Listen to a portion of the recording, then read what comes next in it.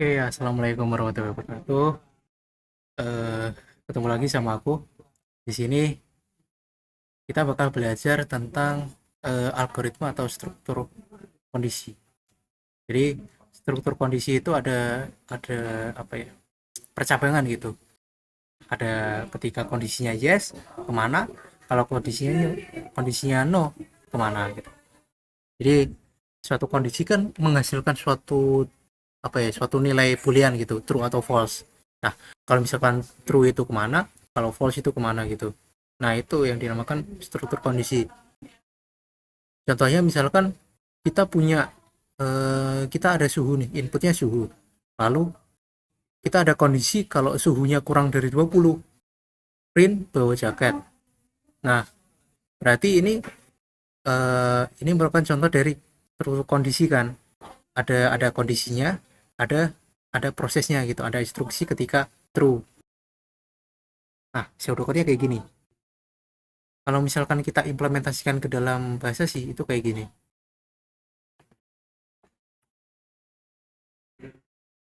Nah, jadi misalkan kita punya suhu. Suhunya kita assign value-nya 20. Terus kita pakai if. Nah, eh, sebelum itu mungkin kita belajar ini ya. Bagaimana kita menuliskan kondisi ke dalam bahasa C. Kita menuliskan kondisi apa percabangan, kita pakai if, terus habis itu dalam kurungnya itu kondisinya, baru nanti proses atau langkah yang kita jalankan ketika benar. Kalau misalkan ada dua proses, misalkan yang benar itu salah, yang benar itu kemana, yang salah itu kemana, kita pakai else. Jadi misalkan kondisinya itu benar, maka yang dijalankan itu satu. Ketika salah, ketika kondisinya salah, itu yang dijalankan itu yang else ini, yang S2 ini. Itu setiap satu else harus berpasangan dengan satu if. Jadi kayak gini implementasi kalau misalkan contohnya suhu tadi. Kalau suhunya kurang dari 20, maka kita printf buat jaket. Kalau misalkan suhunya enggak kurang dari 20, berarti ya udah kita nggak melakukan apa-apa karena nggak ada else kan. Ya udah dia bakal keluar, dia bakal melanjutkan instruksinya sampai selesai. Kayak gitu. Kalau misalkan kita kita compile terus run, itu hasilnya kayak gini. Oke, 0. Oh, maaf, studio salah.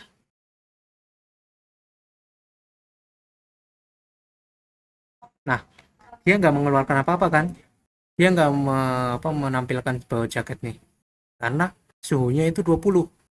20 kurang dari 20 kan salah ya, karena tandanya ini kurang dari, bukan kurang dari sama dengan. Kalau kurang dari kan berarti harus strict di bawah 20. Kalau dia sama dengan 20 berarti salah, tetap salah. Makanya dia false, dia nggak menjalankan apa-apa, dia bakal lanjut ke instruksi selanjutnya.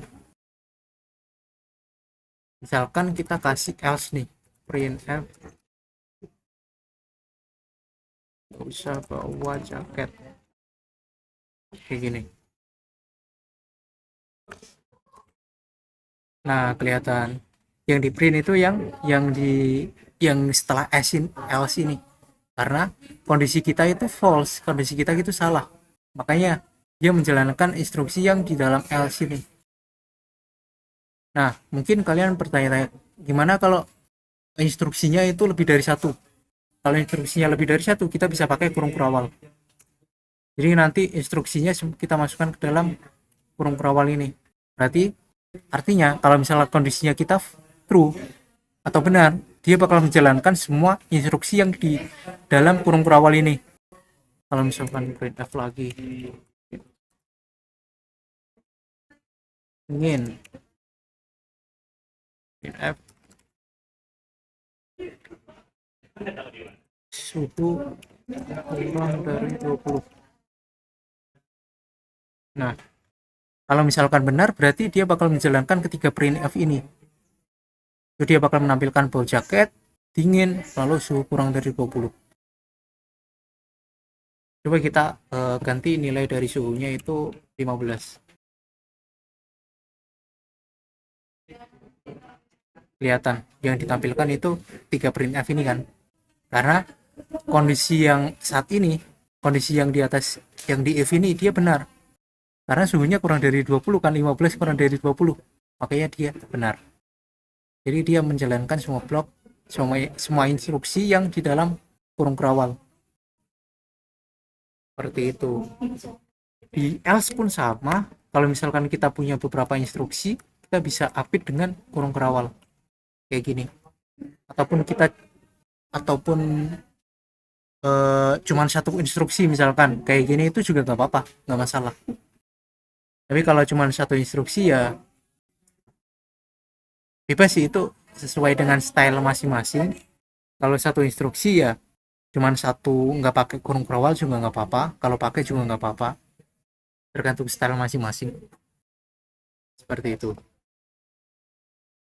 Lalu kita berkenalan dengan ekspresi logika. Ekspresi logika ini berguna untuk ekspresi atau kondisi. Manfaatnya itu, implementasinya itu di sini, di kondisi itu. Di sini itu kan aku pakai ekspresi kurang dari ya. Kita juga bisa pakai misalkan sama dengan, tidak sama dengan, lebih besar, kurang dari, lebih besar, sama dengan, kurang dari, sama dengan. Ekspresi logika pun juga bisa. Ekspresi and, ekspresi or, dan juga negasi. Ya nanti kalau misalkan dan berarti dia bakal mengembalikan nilai atau menghasilkan nilai true kalau misalkan keduanya itu kanan dan kiri itu sama nilainya. Kalau ini tidak sama dengan, berarti kanan dan kiri itu beda, dia bakal menghasilkan nilai true dan lain sebagainya. Kalau n berarti kan kayak ini, n pada matematika berpikir logis kali. Kanan dan kirinya harus sama, kanan dan kirinya harus bernilai true agar hasilnya itu true, ya kan? Jadi misalkan B-nya B lebih besar dari 5 itu harus true, dan B kurang dari 10 itu harus true, agar keseluruhan ekspresi ini dia hasilnya itu true. Kalau OR juga berarti salah satunya true, dia bakal menghasilkan true gitu. Kalau negasi berarti dia bakal membalikan nilai yang awalnya dari true, dia bakal dibalikan menjadi false. Nah, kalau ekspresi penugasan ini ya udah dia pakai sama dengan gitu. Contohnya kayak gini. Berarti 3,15 dia bakal diassign ke variabel C dan variabel B. Nilainya itu sama, B sama C itu bakal bernilai sama 3,15. Terus ada compound statement, adalah instruksi yang dikelompokkan menjadi satu. Ya, ini yang aku jelasin tadi, yang dia diapit dengan kurung kerawal gitu.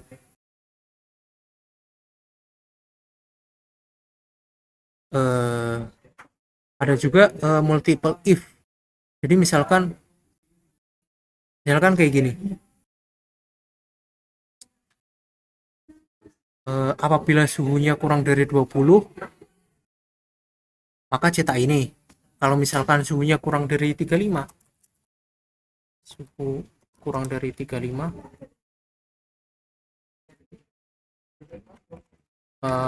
cetak merah gitu. Baru tuh kalau selainnya kita bakal mencetak nggak usah bawa jaket. Jadi misalkan kalau suhunya kita set 28, berarti yang dijalankan itu kita cek dulu suhu itu kurang dari 20 enggak. Oh ternyata enggak kan, berarti dia bakal masuk ke else ini, dia enggak menjalankan 3 printf ini. Nah ketika di else ternyata ada lagi nih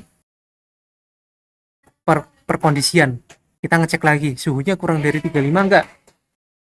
Kalau iya dan ternyata iya, emang suhunya kan 28 ya, berarti iya di sini true, maka dia bakal mencetak ini printf gerah. terus ya udah dia bakal keluar dari if, dia bakal melanjutkan instruksi yang di bawahnya gitu, return 0. Kalau misalkan di sini masih enggak, berarti yang dijalankan itu yang di else ini, seperti itu. Kalaupun misalkan nggak ada else berarti, dan kondisi yang di sini itu false, berarti dia nggak menjalankan apa-apa kan, berarti dia nggak menjalankan ini maupun ini, dia bakal keluar dari if, dia bakal menjalankan instruksi selanjutnya gitu. Kalau kita run, nah yang dicetak itu gerah, karena ya dia benar di sini, di kondisi ini, di pengecekan kondisi ini dia benar, makanya dia ngeprint gerah itu. Untuk nested if berarti if di dalam if, contohnya misalkan if suhu kurang dari 20, terus di dalam if ini kita masih ada if-nya, if suhu kurang dari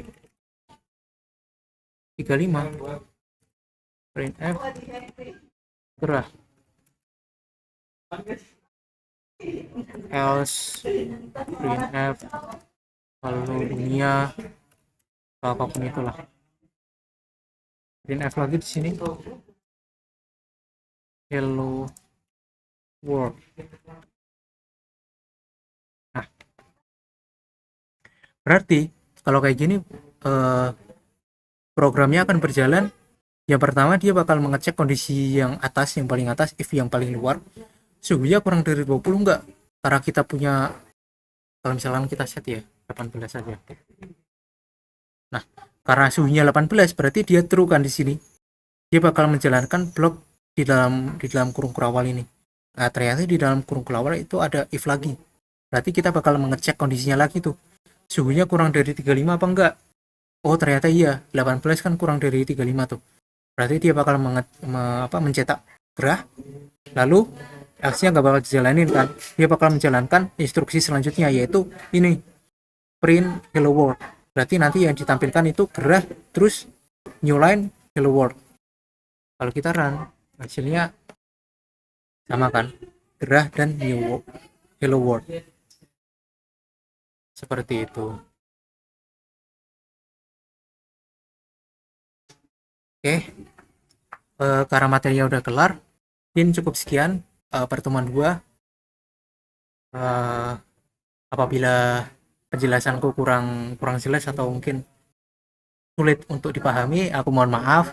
Kalian bisa eksplorasi lebih lanjut gimana kalau misalkan kondisi yang di dalam if ini dia ada lebih dari 2, dia pakai operasi ekspresi n yang di sini. Nah, dia kan minimal terdiri dari 2 kondisi kan. Nah, bisa juga kayak gitu. Ataupun mungkin kalian bisa coba-coba misalkan kayak gini. If-nya itu sebuah bilangan 10. Lalu dunia. Nah, kalau kayak gini 10 itu true atau false di dalam if ini. Kalian bisa eksplorasi lebih lanjut sesuai dengan keinginan kalian gitu. Jadi aku akhiri pertemuan 2, cukup sekian sampai sini. Wassalamualaikum warahmatullahi wabarakatuh.